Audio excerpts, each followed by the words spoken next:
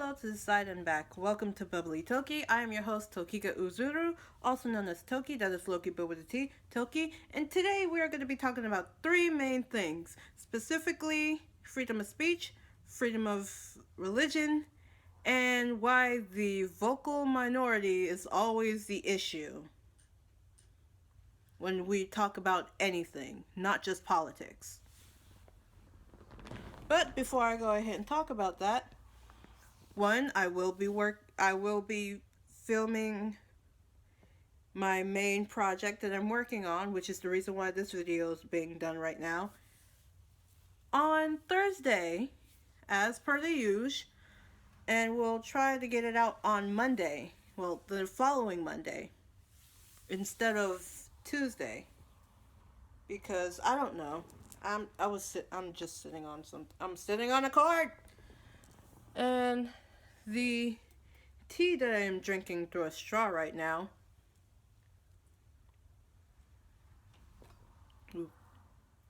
y'all didn't see that, is actually spearmint and lavender. I had this the last time I needed to go ahead and make a video, I think. And it kept me completely energetic, although this is supposed to be an herbal tea, and herbal teas are not supposed to have caffeine. This does not have caffeine, but for some reason lavender does not chill me out like it does with most people.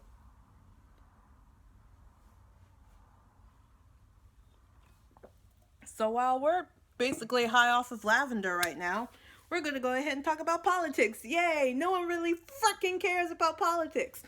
But it's best for me to go ahead and explain it in this video before I have to get deep into other things in my next video. This is basically showing the fact that I actually did research on politics and how the government works before I go ahead and talk about some of the things that this corporation and or company decided to do that was wrong, or just in bad taste, because of the fact that they talk about things like politics and religion and try to simplify it to the utmost degree. I'll talk about it later in the actual video, because I don't feel like I'll have time to do it today or in this video, because again, we gotta go ahead and explain at least two of the freedoms that has been mentioned in the First Amendment of the Bill of Rights that was in the Constitution. Once again, this, you'll probably end up hearing this if you end up going to civics class. But of course, because of the fact that I took civics in 9th grade and it was my first class of the day, I barely paid attention to anything that was in that class. I'm not lying. I don't like history. That's why it's taking me so long to get through the crash course that I'm doing for government and politics. By the way, there's an actual playlist here on YouTube where you can go ahead and watch all of the videos. There's at least 50 of them, and you probably will have the time to go ahead and watch through all of them. That takes about up to 8 hours maybe. But I also have to go ahead and do notes, as you can plainly see here in my journal. This is a different journal, by the way. Yes, this is going to be my journal for when I have to do research on a specific subject for a video, because that's what I like to do. I like to do random research for videos. We are like literally almost 5 minutes in and I haven't actually got to the topic. So the first thing we're actually going to try to explain is freedom of religion, which states that the U.S., the United States specifically, cannot establish or make a national church, which is the reason why we don't have a national church of the United States. Unlike England, that has the National Church of England or Great Britain.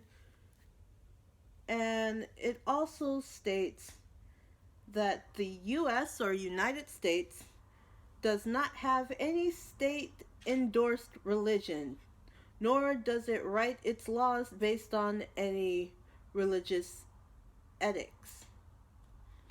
Basically, what all of that meant, I was reading off of the paper right there, is that the U.S. cannot make any religion mandatory to follow, or a national religion of the U.S., because of the fact that we can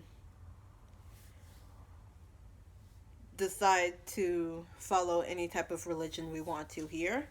However, that does not mean that it does not prohibit it or tell you that you can't do certain religious practices, such as human sacrifice, because that'll be actually against the law. So practice, hold on.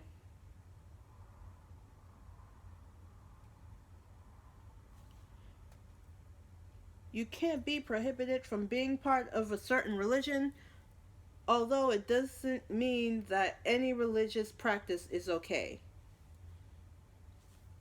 You can follow or be part of any religion as long as just there's certain things you can't do, or certain religious practices that you can't do. Again, I'm going to bring it up.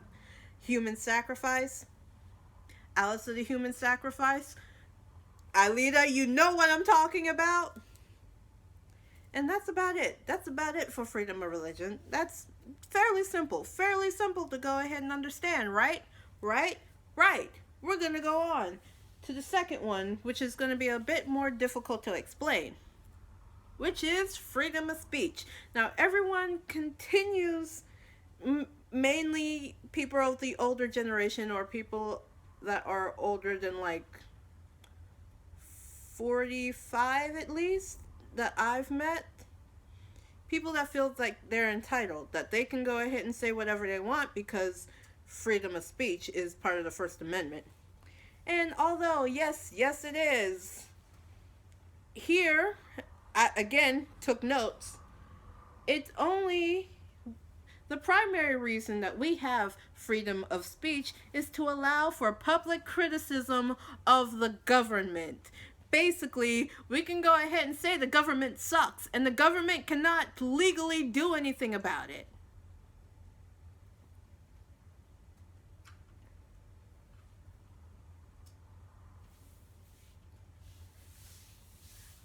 There's another part that I ended up writing down.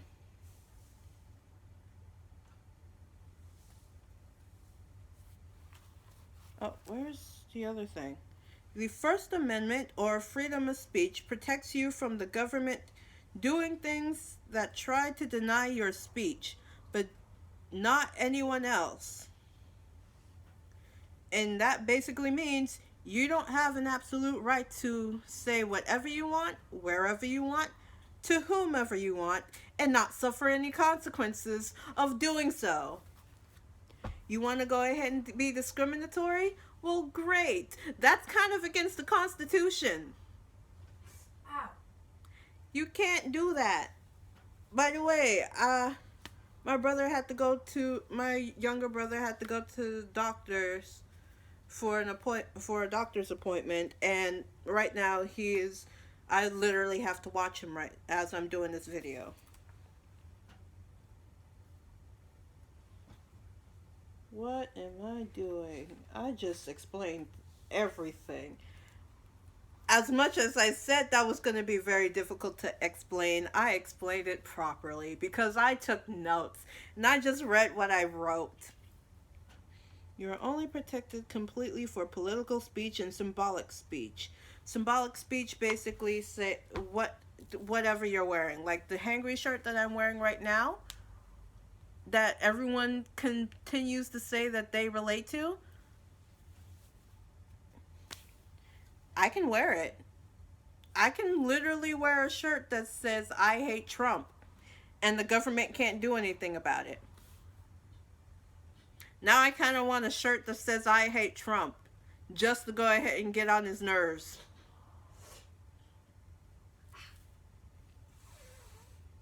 Dude, like if you relate. And now the thing that I didn't actually take notes on, which is going to be very difficult for me to try to keep under 10 minutes to explain, is vocal minority and why that has been a problem for everything that has two sides. Or for any type of group in general. I'm going to go ahead and say specifically like something that's not as serious as politics, so we can go ahead and get off the politics talk for today. I still gotta do more notes later on. I'm not looking forward to it, by the way. But that's not that's not what we're here for. The vocal minority or the loud minority, you will honestly see me doing this. I'm gonna have to take these braids out soon, and I'm not gonna like having to do that. I'm not gonna like it at all. That's again going off on a different topic. Why? Say you have this entire group, this entire community of this one thing. Maybe it's a game, maybe it's a band, or maybe again it's just a philosophy. The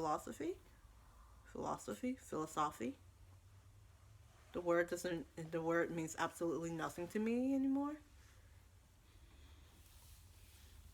And you end up seeing or hearing about so many horror stories that happen because of that group. But then you meet some people that don't talk to you about being part of that group or being part of that community. And when you figure it out, when you find out that they are, you're like, huh, you're not like how I heard they were. That's mainly because the people that you end up hearing about are the negative vocal minority, which makes you think that that community is bad.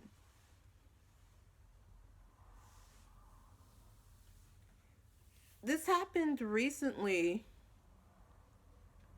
for like several different people where you hear about all of the bad stuff they've done, but you don't hear about all of the good stuff that the community itself has done. Like PewDiePie. You've heard so many bad things about what he has done or what his community has done. And you hear nothing about the amount of things that they try to do just to make the world better. Why? Because vocal minority always changes the way you look at things, the way you look at that community. Another gaming reference, because I watch way too many gamers. The FNAF community. Once again, you end up meeting some of the weirdest people that you're kind of like, no thank you. I don't want it. And you think that's exactly how the community is. And you actually get into the community, or you meet someone that's not like the vocal minority, and they're like chill. You can be like friends with them. And it's like, yes, completely. Why did I end up finding that person earlier? Why haven't I gotten into this community earlier? Because of the vocal minority changing the way you were looking at the community itself. Why am I bringing this up?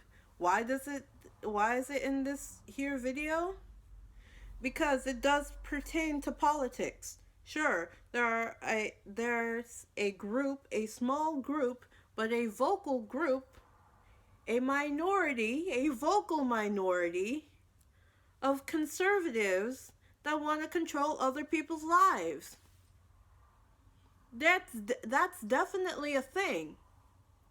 But that's not the entire community. There are definitely a small group of people, of very vocal people, a vocal minority, if you will, of liberals that want to go ahead and make make sure that you can't say anything bad about anything if it doesn't agree with them, and you're going to go ahead and think, "Oh, you're just being very sensitive over absolutely nothing." Or that their community is being so sensitive over absolutely nothing. No, you only have met the vocal minority, or that small group that's in that huge community that has changed the way you looked at that community. So sure, we can go ahead and argue on whether it's better to be conservative or better to be liberal or libertarian. We can go ahead and argue that till the cows come home. But again, can we go ahead and just be respectful towards people in general? Because of the fact that we only know the vocal minority? For those who dislike the opposing side, do some research on the opposing side. In fact, that's exactly what I had to do when I was doing research on this specific company and or organization. Because of the fact that at least one thing that they were right about,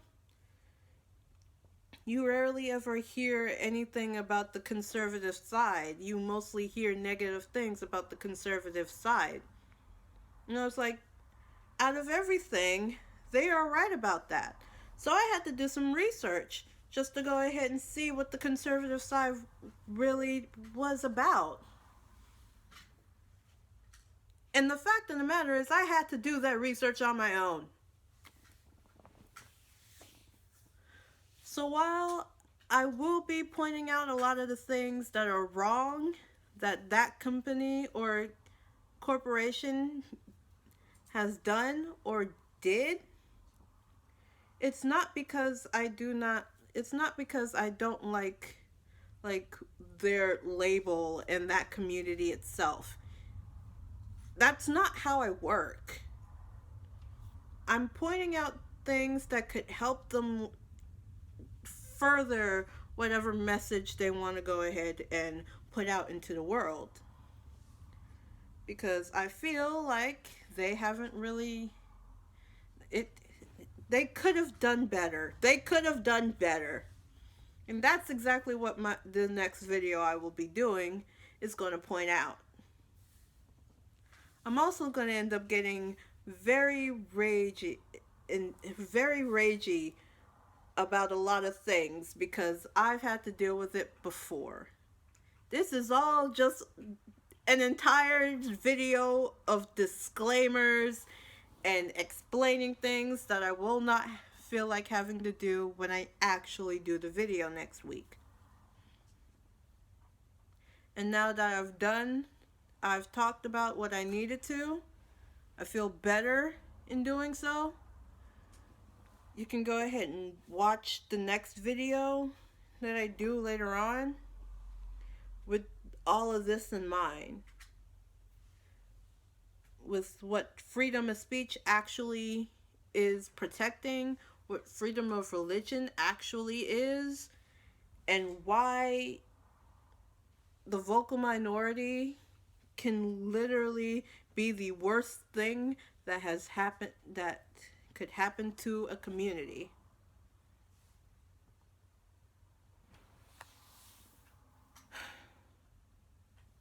So I guess now that I've wind it down, it's time to do the stereotypical YouTuber outro. Having trouble trying to say that. And we've been doing this for how long? Yep, okay. So, like, comment, subscribe, Do whatever you feel like. I'm just gonna make suggestions here. Check out all of my other videos. I hear that has been one of the things that they say in YouTube videos in their outros. Hopefully in a few months time I will be able to properly edit my videos, in which I would actually be able to not have to do it all in one sitting and not rattle my brain of having to do it all in one sitting. But who knows? Who heckin' knows? I know I don't. I can't predict the future. No one said I was able to. Anyway, I've been Bubbly Toki. I've been Bubbly Toki. I've been Toki. This has been Bubbly Toki. And peace out, guys.